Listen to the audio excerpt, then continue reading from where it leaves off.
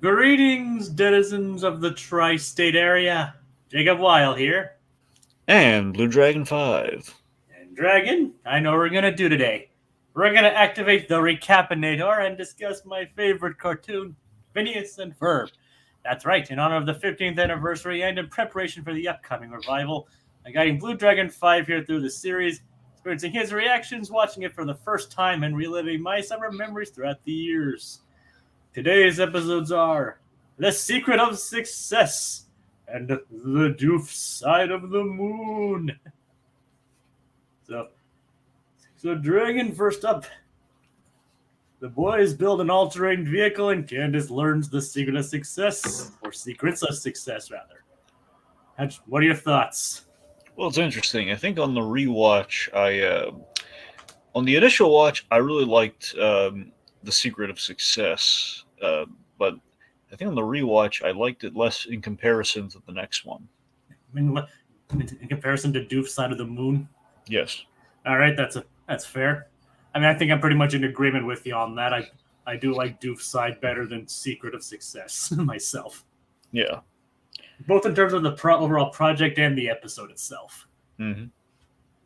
It's like, apparently I have a comment from Code Geass around now CG anime fans. Like, Carl, sir, can you start paying me? Major, I'll buy you a gallon of gas so you can buy a trip to the unemployment line.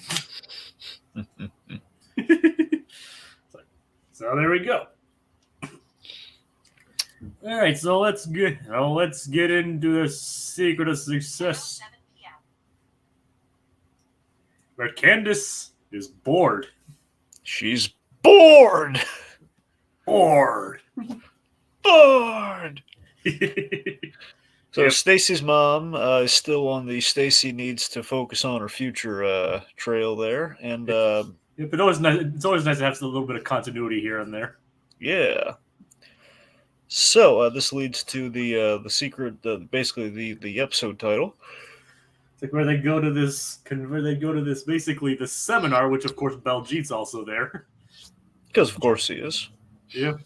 It's like, and this guy to give like these various acronyms that are the keys to success. Like Blarf and Narg. Yep.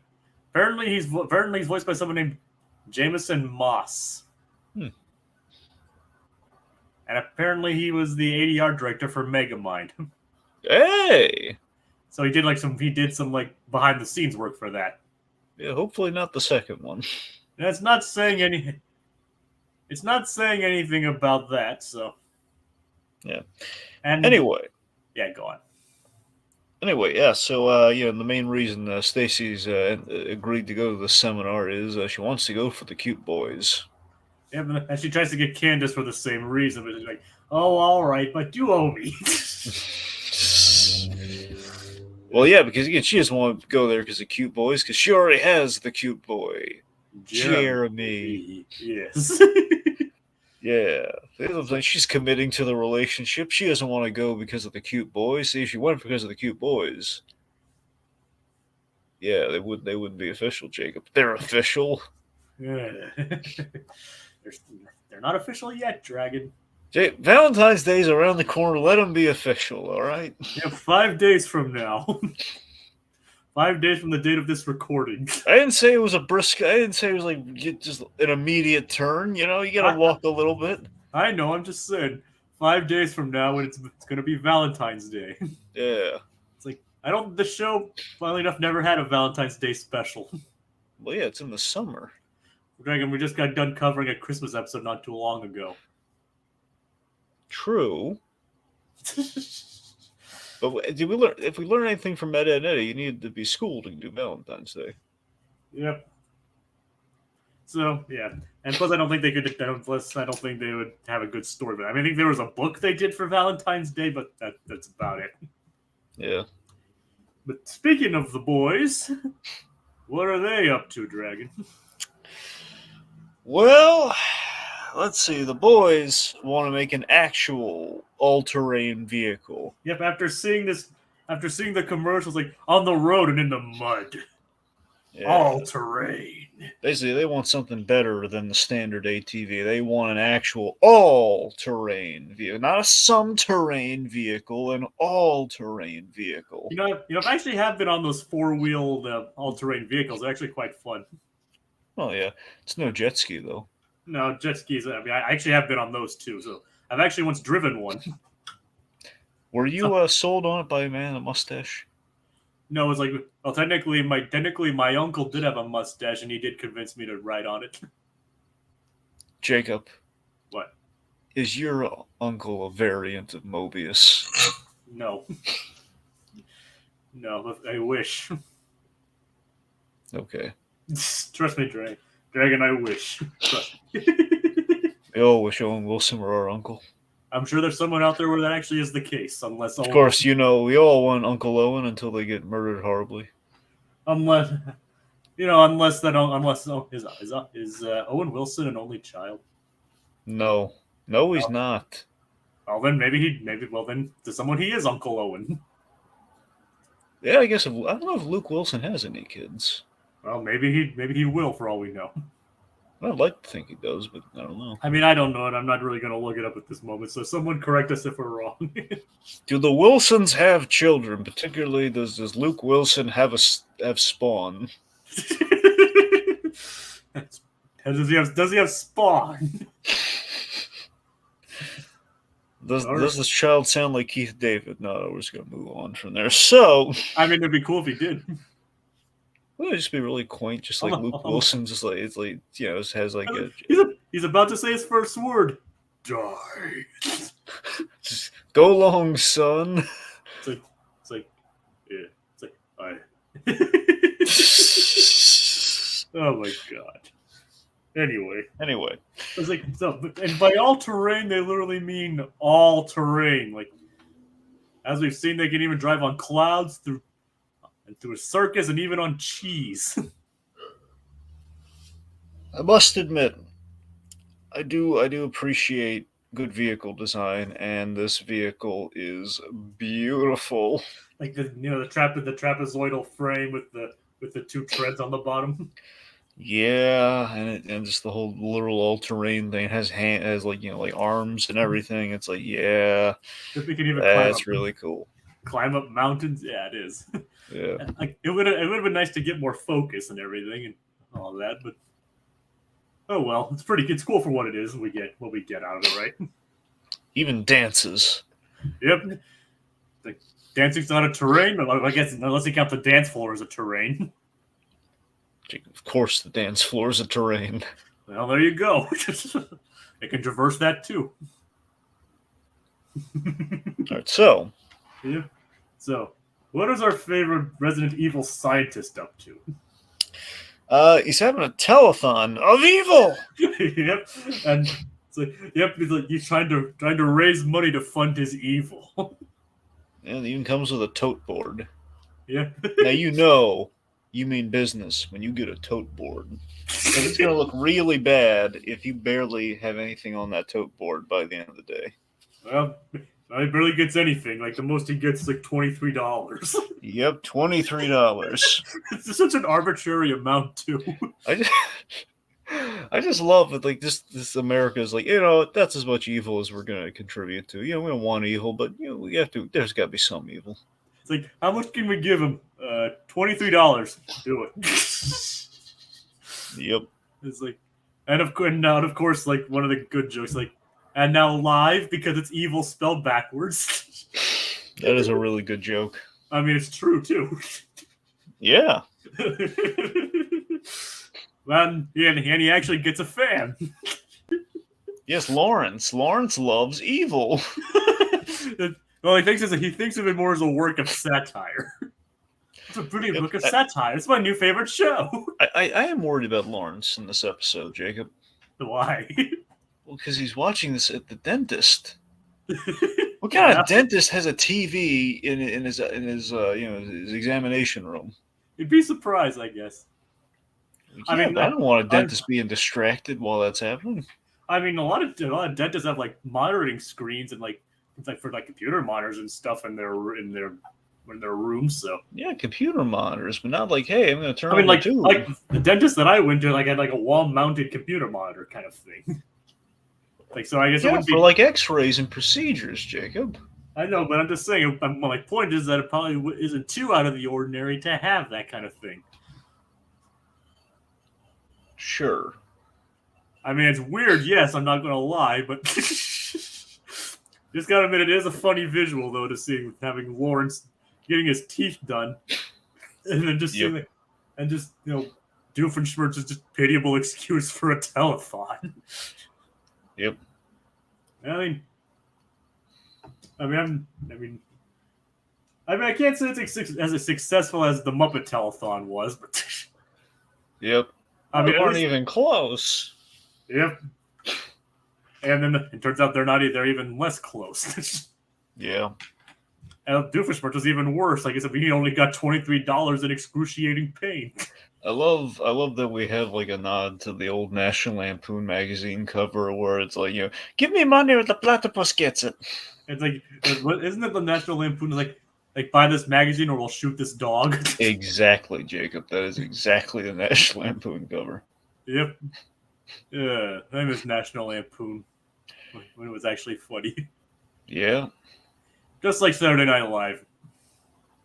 Yeah, I'll admit they have their moments these days, but most of it's Kenan Thompson. Yeah, but back then it was like moment after moment after moment after moment. Yeah. Like all in the same episode. Now it's just like, okay, if I watch these 10 episodes, maybe I'll find at least one thing that's funny. Well, SNL is just purely clips now. That's the difference. The SNL used to be an event, like I want to watch the whole thing, versus like, and we're now just watching clips online of the good stuff. Yeah. I mean, heck, if I hear that like supposedly Tina Fey's supposed to take over soon, or maybe I've heard some rumors about that, then maybe it'll be worth watching again. Because when Tina Fey ran, it actually was funny. Yeah. So maybe if she ran it again, who knows? Yep. But anyway. All right. So where do you want to go next? You want to go back to well, Perry escapes using Jaws. Yep, using literal Jaws. Like Jaws is Jaws. Like the James Bond Jaws. Yep.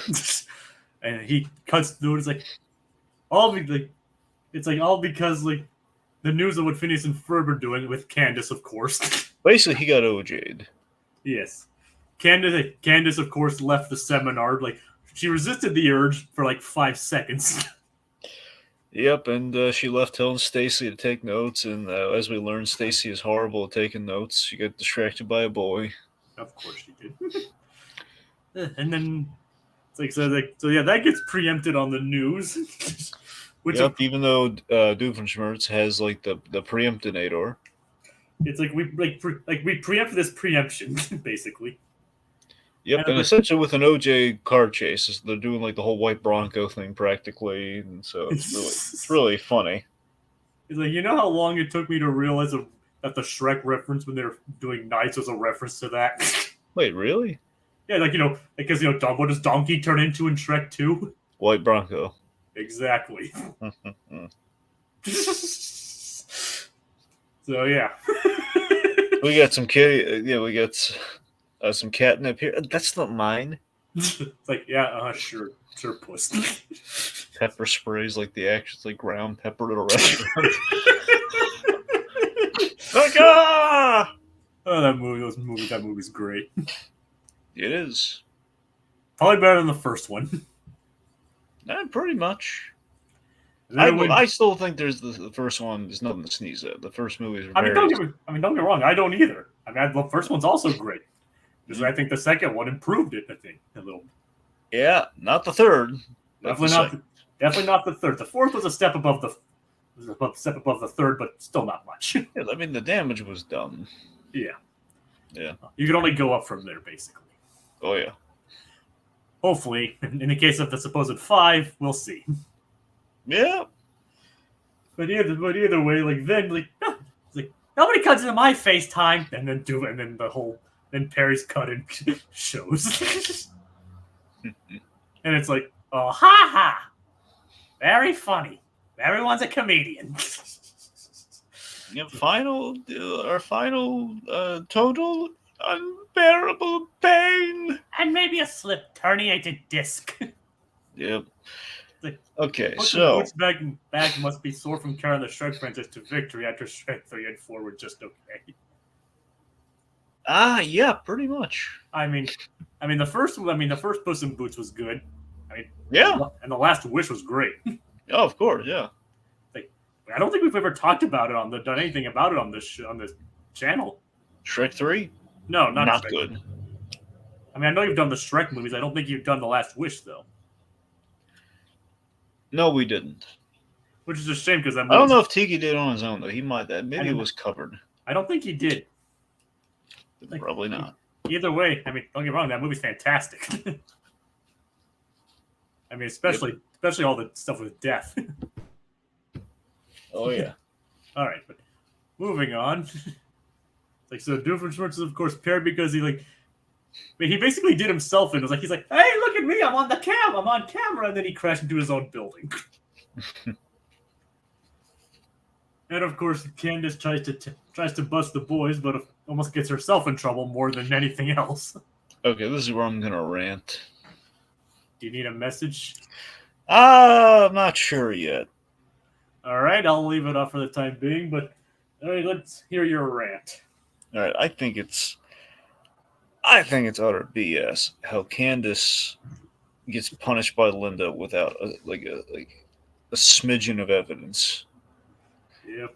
I think that's BS. I think that's that is an excuse. Okay, we've established the precedent of Linda never sees the things, so Candace doesn't really get in trouble. It's the boys obviously they don't get busted, but still it just basically Candace just looks bad and she looks crazy, but again she's not really punished in the direct sense because of that by Linda, and that's kind of a thing we've had set up since the beginning. It's carved in granite, and it's just the idea that Linda, it's they want to have their cake and eat it too.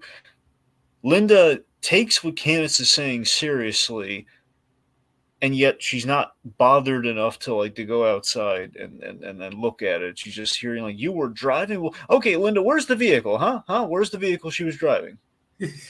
Or this was a vehicle that was remote control. You think it's a toy car? Do you believe her? Or do you not believe her? It's you kind of have Linda in a box there. We're not just we're not confronting her with any of this. I'm not saying we should. I'm just saying I just think it was a mistake to kind of end and you go this direction with Candace's story, where it's complete ridiculousness that Linda is going to believe her this much, but not actually believe that this all-terrain vehicle thing actually happened. And specifically because of the boys too. Yeah, it's just utterly ridiculous. Yeah, I kind of agree with you. And it's right outside too. It's the boys in danger. Do you see the boys? And so someone else agrees with you, Dragon. See? Yeah, for a change, yes. Then again, he's a big fan of Candace, as we've seen earlier. So. Oh, true. But I'm guessing there's going to be an upcoming episode where you will not like the resolution too either. The episode is explicitly called "Candace Gets Busted." Mm. So, I take it you're not a fan of the unfairly punished tropes kind of thing. Yeah, probably. I guess you could say. I guess that's accurate. Just the idea, there's no logic of wait a minute. Okay, we're basically falsely accusing Candace here. Look, even we saw her attempt to drive the thing by remote control, but again, it's a loophole where even if she were caught, it's not like she's driving a vehicle. The boys built the vehicle; they were initially driving. They're better at driving it, admittedly, but still, it's it's. And even then, what they're still doing, they're still driving on the road when they should be, even with remote control. I'm sure in reality that would still be illegal, regardless. Well, Linda's essentially her failures as a parent are being foisted upon Candace here. Just who's supervising the boys at least? Yep. Linda, come on, man. It's half the time it's we have this mythical antique shop that so rarely factors into the plot. Usually it's you have to assume Linda's always going out running errands and stuff, but it's she comes back from the store every time. It's she spends the day at the antique store, then goes shopping, or it's Well, it really doesn't feel you do much. It's what it's kind of feeling like after a while. You come home and you're like, Candace is trying to tell you what's been going on, what you're missing out on. You know what, Linda? Do you ever think that maybe Candace wouldn't have to go, Mom, so much if maybe you spend some time with your children? You ever think about that? With the boys, like attentively there. I mean, yeah, I'm not going to deny anything you said, Dragon. Yeah. Yeah, I mean, I'm not too big a fan of that either. But Candace in her room sees the takeoff. Yep, and then she learns about Freepo. Yep, Freepo, which she never really figures it out. Then Stacy couldn't take notes and couldn't tell her what it means. Do you know what Freepo means? No. Okay, no, the world will never know. I didn't attend the seminar, Dragon. Yeah, because you were too busy flirting. I'm not Stacy either. Nor am I the guy she went out with. Well, we know that. We've seen your character in the show. And we see him again next episode, too, apparently. Exactly. Which transitions us to... the Doof side of the moon. Speaking of which, another connecting point, the boys are rocketing to the moon. Ergo...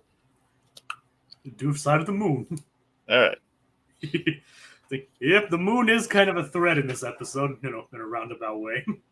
Yeah. It's like, so the boys, instead of like building something to go all terrains, they realize that their city does not have very much of tourist attractions.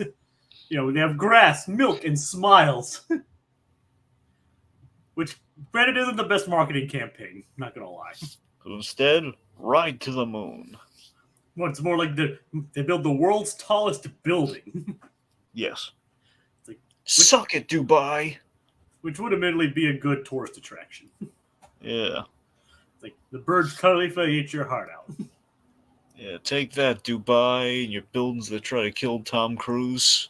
I mean, I still can't believe Tom Cruise actually climbed really climbed on the side of that. He's got a death wish. He wants to make a snuff film, that Tom Cruise. He's like, I just think he's wants to do all of his own stunts and make them as believable as possible. Oh yeah, that's what I'm saying. Like he's one of these days he's gonna die during one of his Mission Impossible movies, and they just keep making them. I mean that's why he has all the. But why do you think he did so much training, especially for the motorbike jump in the new movie? That's what I'm saying. He wants to die in style. It would appear. It's just Tom Cruise is just looking to make like the most financially successful snuff film you've ever seen. Is that a conspiracy theory, Dragon? I don't know. I think it's like we've seen him do incredibly dangerous stunts that would kill any man. He gets injured a lot during these movies. I don't know. I think he's actually trying to kill himself. I think Tom Cruise needs mental health. It's like, I admit the stunts are awesome though. No, of course. I mean, look, if he's gonna kill himself, that's the way to do it. But still, I mean, it's just I mean, some people it's kind of sad. I mean, some people want to go in a food coma. He wants to go doing an insanely dangerous stunt. I mean, yeah. I mean, all power to him. It's just kind of sad, but I mean, it's cool at the same time. One of these days we're probably going to see Tom Cruise on the side of a rocket. We've already seen him on the side of a plane. I mean, yeah, we see him on the side of a plane. So seeing him strapped to a rocket that's launching will probably be one of the next steps for the Mission Impossible movies. For all we know. I just imagine Evel Knievel just like watching these Mission Impossible movies, like, guy stole my act.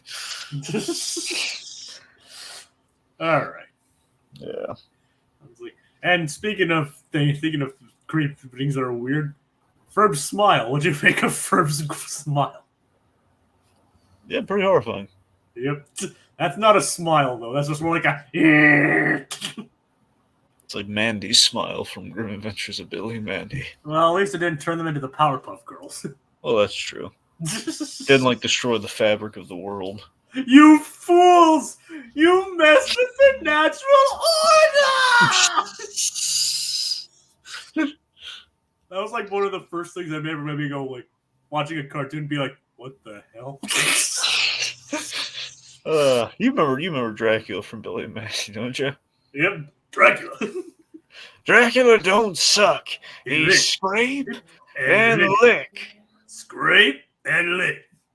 Phil Lamar's great too. Yes, he is.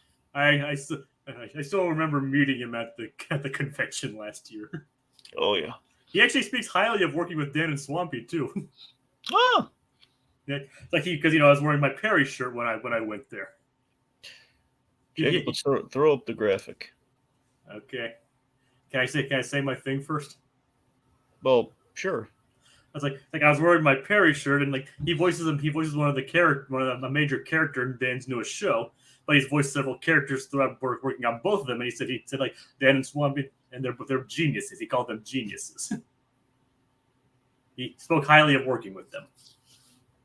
But all right, here's the message. Dan, Swampy, good on you for treating Phil Lamar right.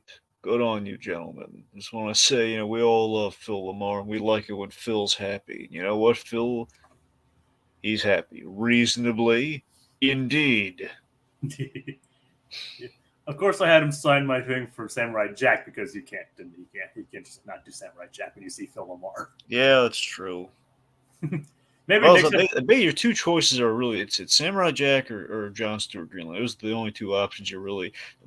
Obviously there's a slew of characters. I'm just saying in terms of like the must-haves, it's the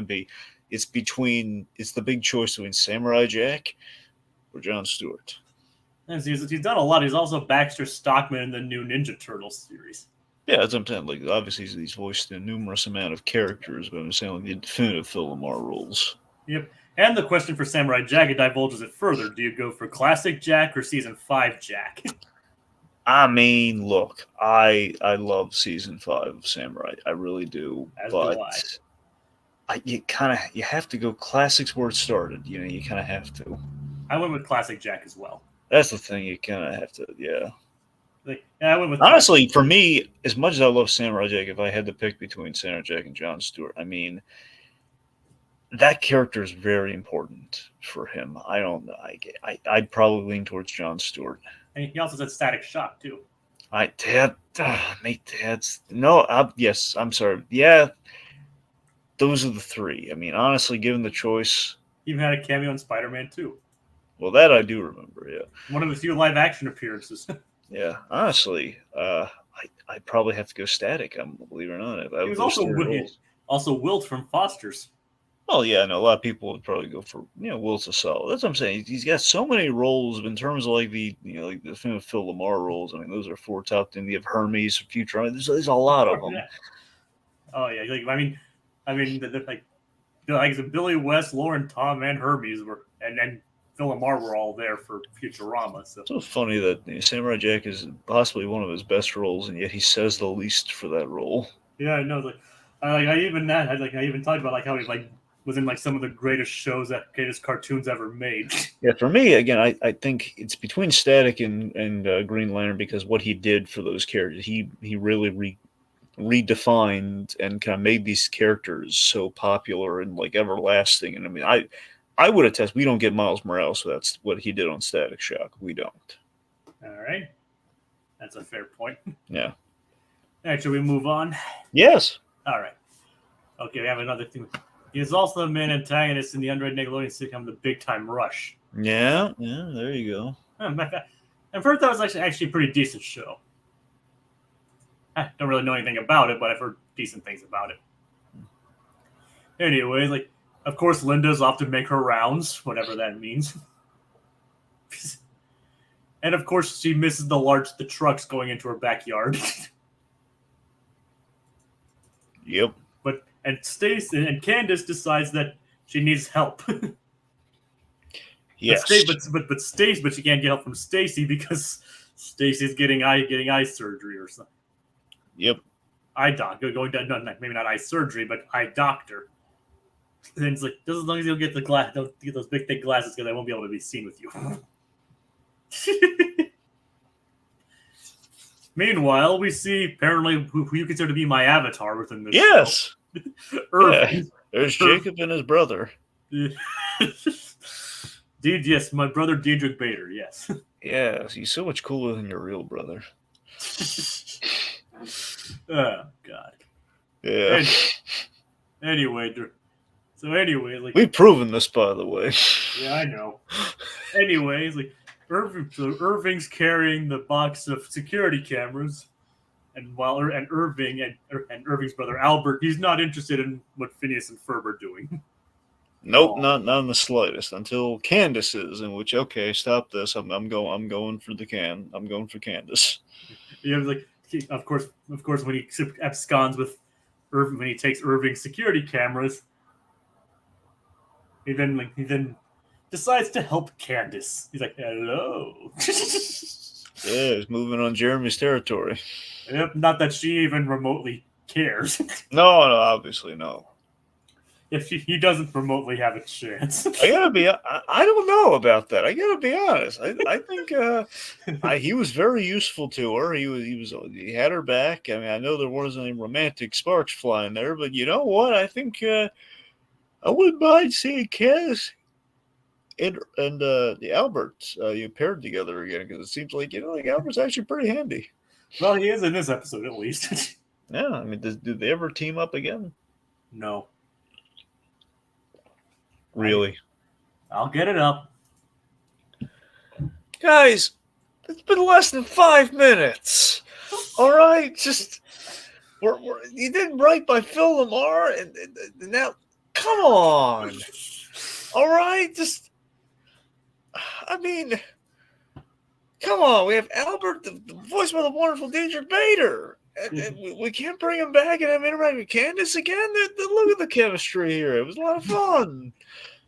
For all we know, maybe they tried and they couldn't get it to work. Oh, sure, because Diedrich Bader, he's booked solid. We can't get him in all the animated shows. Oh wait, we already have. He's in all the animated shows. It's like, yes, especially since he's like the second best voice of Batman.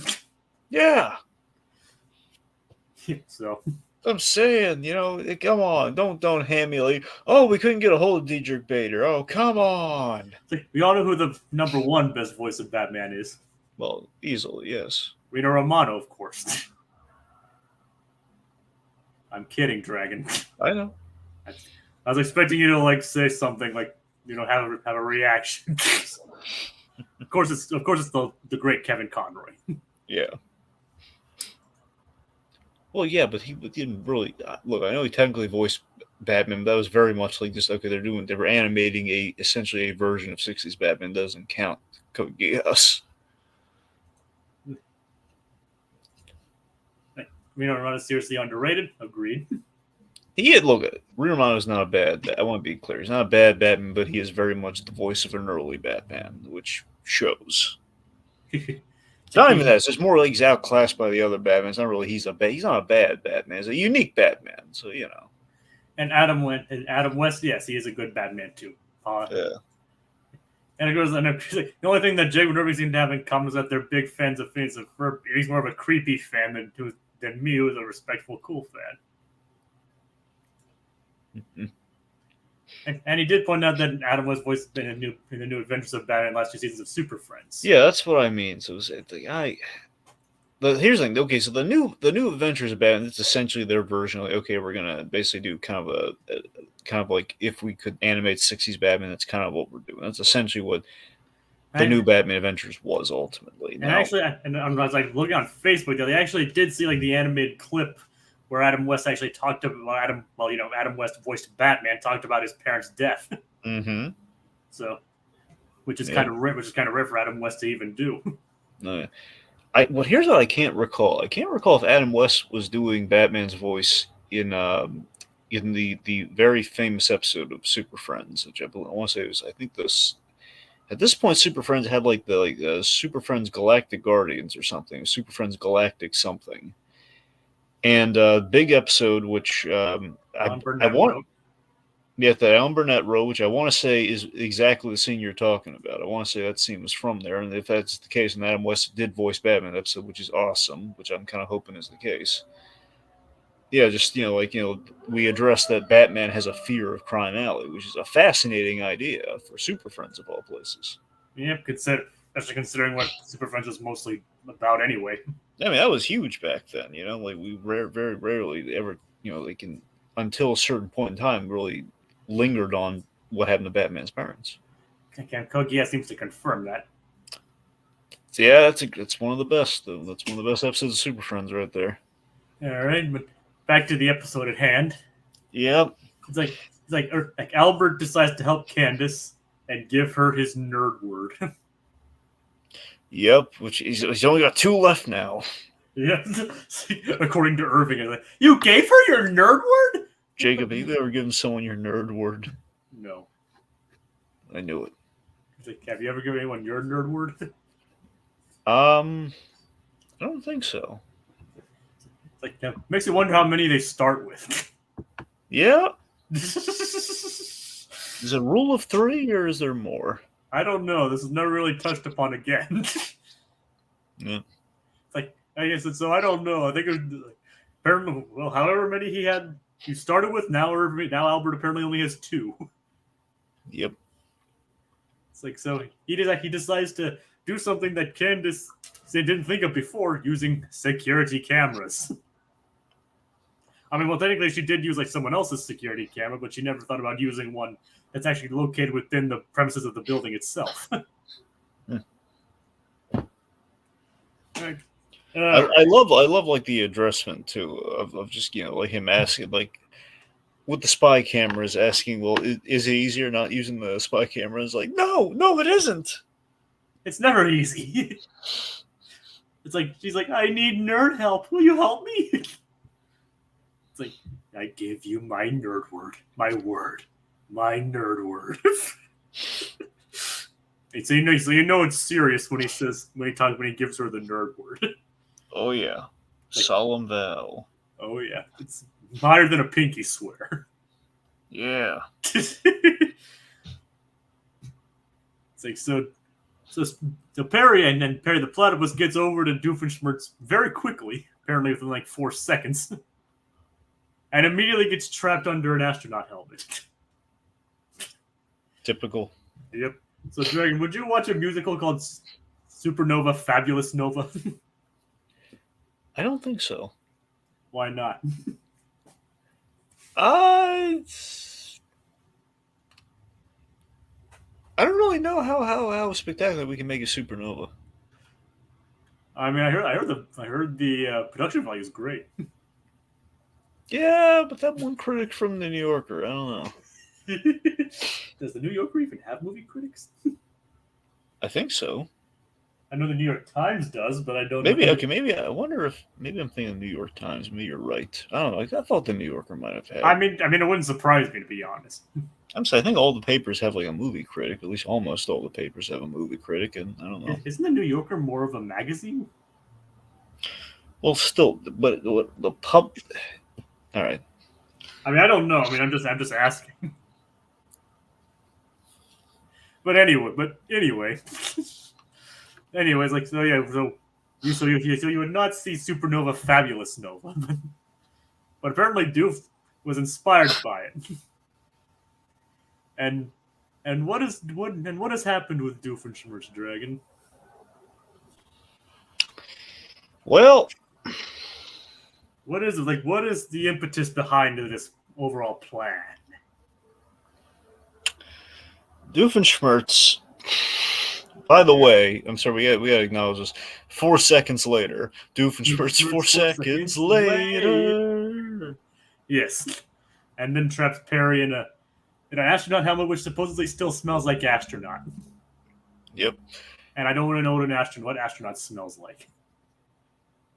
Yeah, exactly. Can't be too pretty. Nope. I mean, these are guys like they swim in their own swill, so it is not pleasant. Yeah.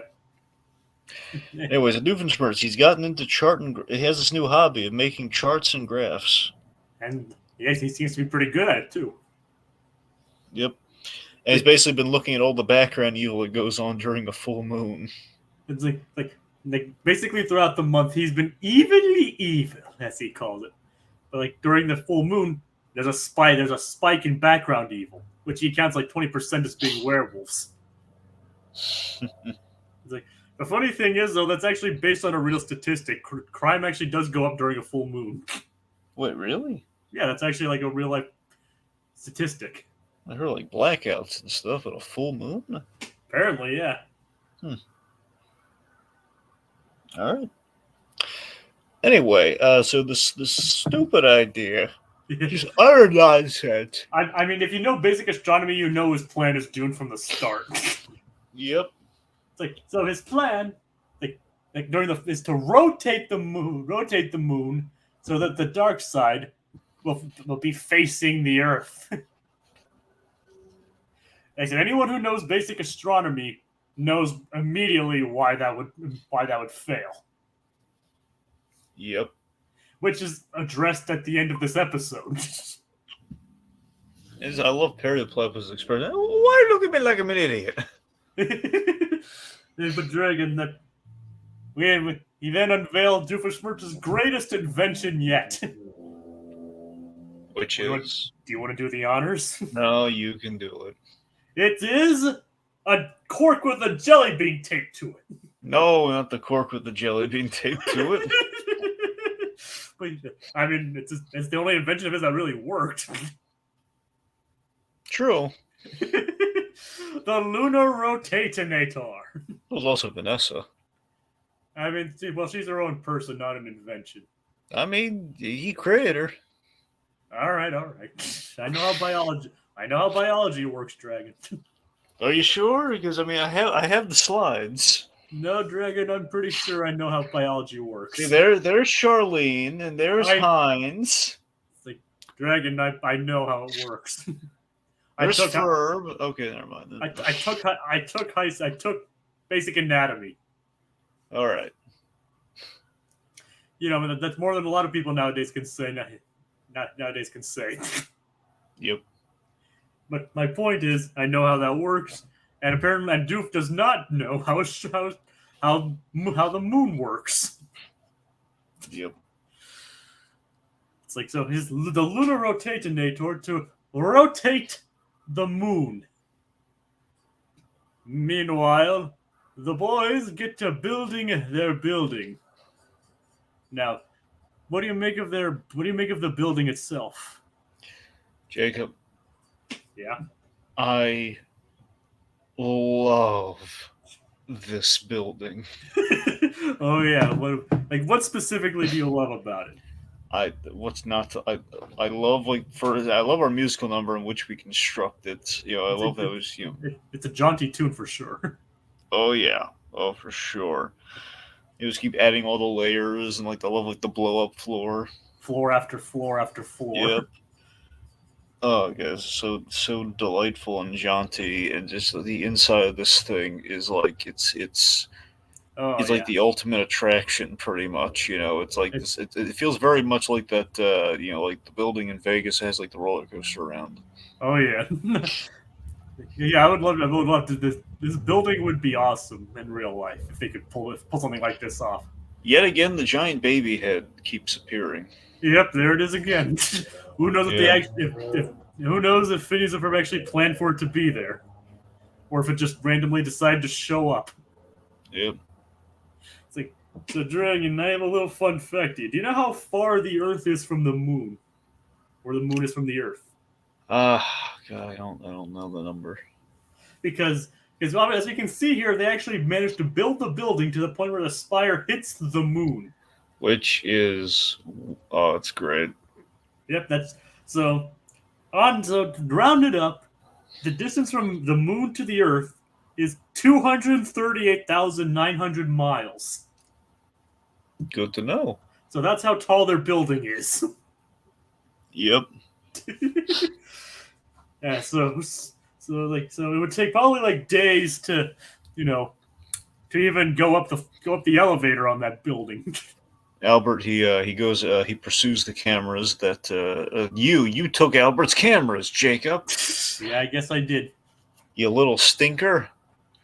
So Yep. you took him. He chases after you and enters the building. Yeah, Albert is quite impressed with the building. We have so many great the Escher room, the monorail, the chess floor. Yeah, like and the sublet floor that they seem to lease out to someone. My favorite floor, the unboxed action figure room. Yep, I'm sure you're a fan of that one. Yeah. Do you have a lot of unboxed action figures? Yeah, it's more out of paranoia. Why is that?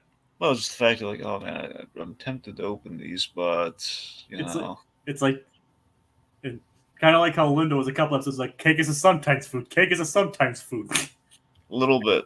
And you're like, I must not open these. Like, I must not open these. I mean, I've made my peace with it, but it's just like some things of like, I'm convinced like one day I'll open them, but then I realize like, well, I mean, some of these, like for example, number of my Batman the Animated Series figures. I mean, some of them haven't been opened because the company went defunct. So it's like, oh, now I can't open them because they're valuable. Yeah, because now like they're ridiculously valuable. It's like, oh man. And you could like probably sell them on eBay for a pretty penny if you want. Yeah, well, even so, it's just kind of, I don't know. It's like a lot of guilt. I mean, I have like the ones that I initially have open like in a china closet, which I like the must-haves, which I had to like display like a little stand and everything. Like the endless pursuit of merch. Yes. The pursuit of merch never ends, does it, Dragon? No.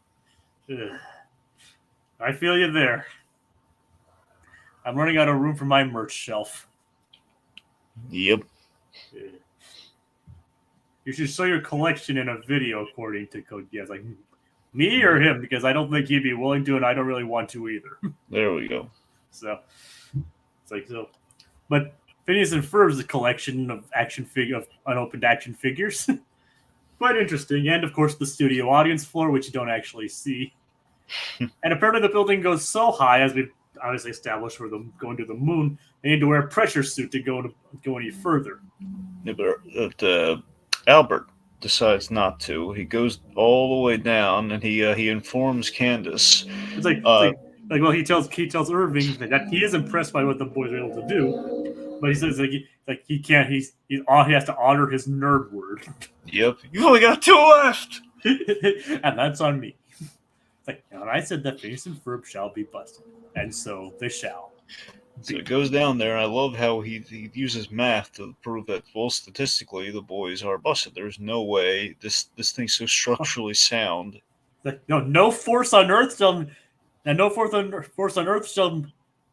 stop your mom from seeing this. Emphasis on the on Earth part. Exactly. No force on Earth. We'll keep this from disappearing until your mom gets home. So Perry manages to escape from the astronaut helmet by apparently singing opera from Ride of the Valkyries or something. Like he puts on the Viking helmet, which real Vikings didn't actually have, but Wagner and all that. Yep. And apparently Perry has a good set of pipes because he's able to shatter astronaut helmets. And what happens, Drek? What happens next? He very cruelly here. He just moves the innators like a smidge to the front, so basically it gets hooked and destroyed by No. Before that, Perry trips on the coke on the cork with a jelly bean. Oh right. See, I told you it was a loud idea. It's like, see, it actually worked. It did. Yep, it tripped up Perry long enough, and Doofenshmirtz's plan actually works. Technically, the most successful innator we've ever seen. Yep, I mean, other than like the lighthouse one, but that's true. But even then, that still ended in somewhat failure because it still ended up crashing into his building. I mean, honestly, it's the only successful innator. Pretty much so far, yeah. No strings attached. It worked. Yeah, but like Perry actually lost. And as in there's not much to win in the first place considering the overall plan. But as you were saying, Perry, the building, I mean the moon gets hit by the innator and it starts rotating it with the building attached to it. Which you gotta wonder, Linda definitely needs eye surgery after this episode. Yep. Because she did not see or even hear a giant building right above her or right in her backyard. Nope. It's like you gotta see like, yeah, she definitely needs to get her eyes checked. Yeah. So, in kind of an homage to Despicable Me, which I guess might have been coming out the same time as this. This next episode actually came out in October of 2010. Okay, so after Despicable Me. I think it was in production before, though. Well, sure. But go on. Regardless, somewhat an homage, or just like by happenstance, Doofenshmirtz, he's stuck on the moon. Yeah, he's like, oh, and then he like realizes his plan. Like, oh, I get that the face of the moon is like it's just a reflection of the light of the sun. Doomkoff! I should have rotated the sun. So very similar to Vector, kind of stuck on the moon at the end of Despicable Me. You could argue that Vector was slightly more successful in his plan, though. I mean, yeah. I mean, success, but by what measure? He's stuck on the moon, but yeah, that is a fair point. Brings up the gritty reboot. Yeah, it's like, all right, gritty reboot. In other words, it's gritty reboot time. So Perry has sent the Heinz Doofenshmirtz to the moon. He put a helmet on him, thank goodness. Yeah. But he is, he's doomed him up there. He's essentially put his mortal enemy in kind of an Iron Man from the opening of Endgame situation, where Doofenshmirtz only has so long to figure his way out of there, or he's a goner. And we saw this man has no comprehension of how the moon works, at least not initially. So he's, I don't think he's in good shape. However, here's the thing: if Doofenshmirtz was smart, he would. Well, yeah. I mean, he's undeniably smart. It's just that he doesn't always think his plans through. So I think optimistically he goes. He walks around the place, and he enters in through the top window of the building. Oh no! And that's either how he gets back, or at the very least how he gets the tools to survive until he's in rotation, not just to walk back to the planet. Oh god! But otherwise, he's dying in space with a spectacular view. I wonder if it's going to be anything like The Martian. Yep. In this case, it's the moon or the Lunarian, or once he meets those moon people from DuckTales. Well, this moon's too small for that. So yeah, it's like, and the funny thing is, the show doesn't really do much in terms of continuity, right? Yeah. It's like, in future episodes, we actually do see, like, if there's a shot of the moon, we do see the building. Like, get it? Really? Yeah. The whole building. Yep. We actually see it's like an image of the building. Like they reuse the shot from this episode. If they're showing the moon, we see like the building. It's still attached to the moon. How often? Like, I mean, I don't know how often, but it's at least a couple times we do see the building. They got that from the Tick. You don't know that for sure. Jacob, I know that for sure. All right. I'm very certain. Ha. Or Cha, depending. Yeah. But after they fix it, this goes... Well, initially, I'm sorry, right. Initially Cha, then to Ha, and then a bite taken out of it. Was the bite in the actual series? In the animated series, or just the comic? Yeah. I don't remember that far from the. Yeah, no, the Galactus, the parody of Galactus, like took a bite out of the moon. I don't remember that part. I don't remember that one. Yeah, it's a great episode. I mean, I don't doubt it. Like, is there a bad episode of The Tick? I mean, maybe. I mean, possibly, but it's hard to say. And even then, a bad episode of The Tick would still probably be pretty great. Yeah. I remember, like, The Tick was, like, funnily enough, like, one of the first animated superhero shows I watched. Before, like, I even knew what exactly it was supposed to be a parody. Admittedly, The Tick has better moon continuity than something like Dragon Ball. It's like I'll ask that question. I'll ask what you mean in a bit, but like I said, that was like the first superhero cartoon I probably ever watched. It's like before I even knew it was supposed to be a parody of superheroes. But what do you mean by the moon thing?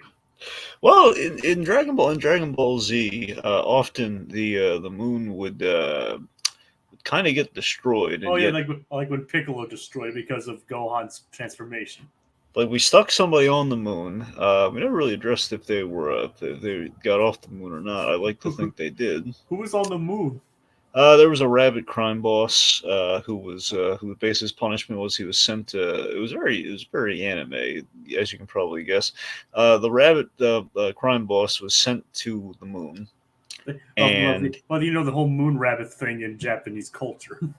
yeah, and basically he's making like little moon treats like for the kids on the moon. He and his goons, and that was their punishment. Like basically making for all the kids, and then they'd be let go. So hopefully, Goku eventually got him down.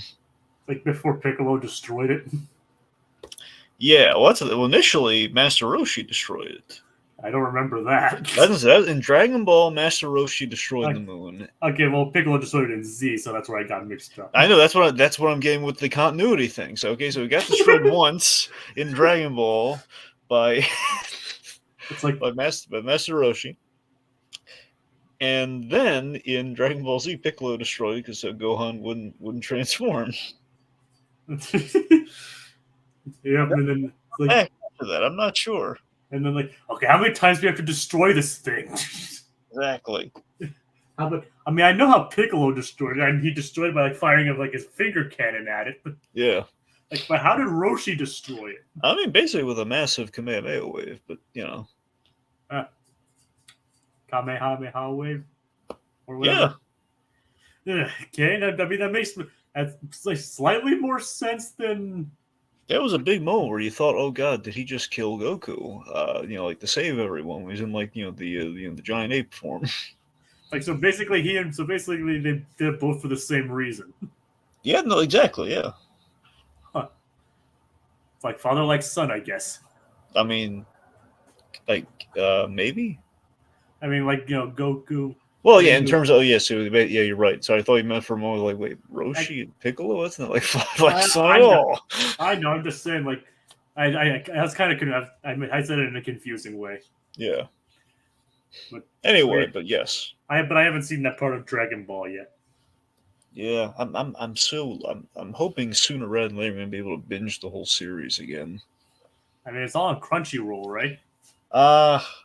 Well, probably. I know recently they're doing a merger between Funimation and Crunchyroll, so I don't know if it's there already or if it's. I mean, we knew that was a long time coming anyway. So I don't know if it's like there now or if it's like going to be there soon. I mean, I think pretty much the only thing that's missing on there is like the movies, and those are already on Funimation to begin with. I don't think they even have the movies. I think they have Superhero on there, but which I have not seen. Yeah, I've seen Superhero, but I've not. I haven't. I don't know. I don't think they've dubbed the new episodes of Super yet. At least I don't think. It's like, well, they have 153 episodes of Dragon Ball. Mm-hmm. So I think that's pretty much the entire series, right? No, that sounds right. It's like so, yeah. And they have like 290 episodes of Z. Yeah, that sounds right too. Which that's a lot. Yeah. Do they have Kai? Well, that's the thing with Dragon Ball is like I think the simplest thing is just watch the original, whatever. Yeah, basically watch whatever the original intention is, even if there is filler. Just make sure you get it all in. And Kai is like a thing where, well, the presentation's nice, but you'll always be wondering like what was left out. Well, I mean, the thing with Kai is that it's like specifically just stuff from the manga. I know that, and I get that, and that's fine. But still, it's like you're always gonna be wondering, like, what was it? And apparently, they have all the Z movies, from like Dead Zone to Resurrection F. And they also have Super Broly and Super Hero. Yeah. And I haven't seen Superhero yet, but Broly was a good movie though. It's so funny. There's like a trilogy of Broly movies, and then they just do the new Broly movie, which kind of like, okay, this is the new Broly movie. Well, it helps that this one was actually written by Akira Toriyama. Well, that's always the big sell with all the new super related things. Yeah. Yeah. All right. Do you think we should end it here, considering we're talking more about Dragon Ball now? Yeah, forget Phineas and Ferb. Dan and Swampy, they've just kind of like they've slacked off in the Albert department. You know, Albert did pretty good this episode. I mean, we do see more of Albert, it's just that he doesn't team up with Candace again. I know, yeah, that's some money on the table there. Yeah. No, they're fine. They're going. These boys know what they're doing. Yep, they do. I mean, clearly they've gotten 2 series out of it, so. Yep. And I mean, because Hamster and Gretel was only created by Dan. Right. So. Roshi beat Piccolo's father sounds like a weird idea for a sitcom. Dear God, yes. No, I don't want them to get together. I don't know. He wants them to team up.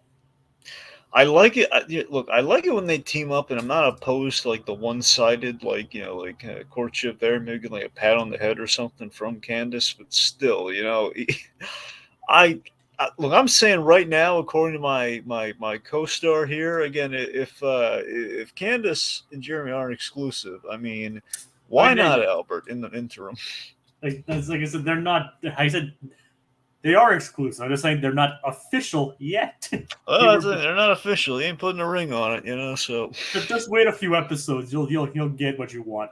I would hope so. I was saying there's time for Albert. Albert's got some time. Well, unfortunately, he doesn't capitalize on that. I know. Well, again, he had time, but then Dan Swampy said no. And Dan and Swampy's word is law. Yep. All right. Any closing thoughts on these? Really good vehicle and building designs this week. Yep. Both really fun ideas. And next week, Phineas and Ferb go more rustic, as they try and build an old-timey town from scratch. Just like Blazing Saddles. Pretty much. And meanwhile, Candace becomes mayor for a day. And then the boys just do something simple, a simple lemonade stand. And Doofenshmirtz goes golfing with his brother.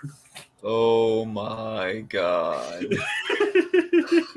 Yes. We get to see Roger again. Then they're gonna be golfing. Yes, but I mean they don't really see much. There's not much golfing, but they do think there is something there. All right, hope so. Yep.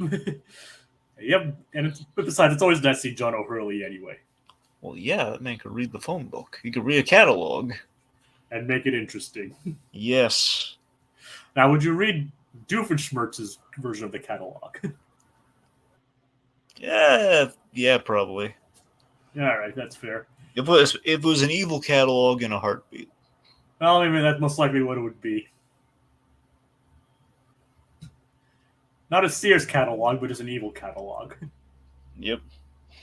All right, good night, everybody. I told you it was a Laird idea.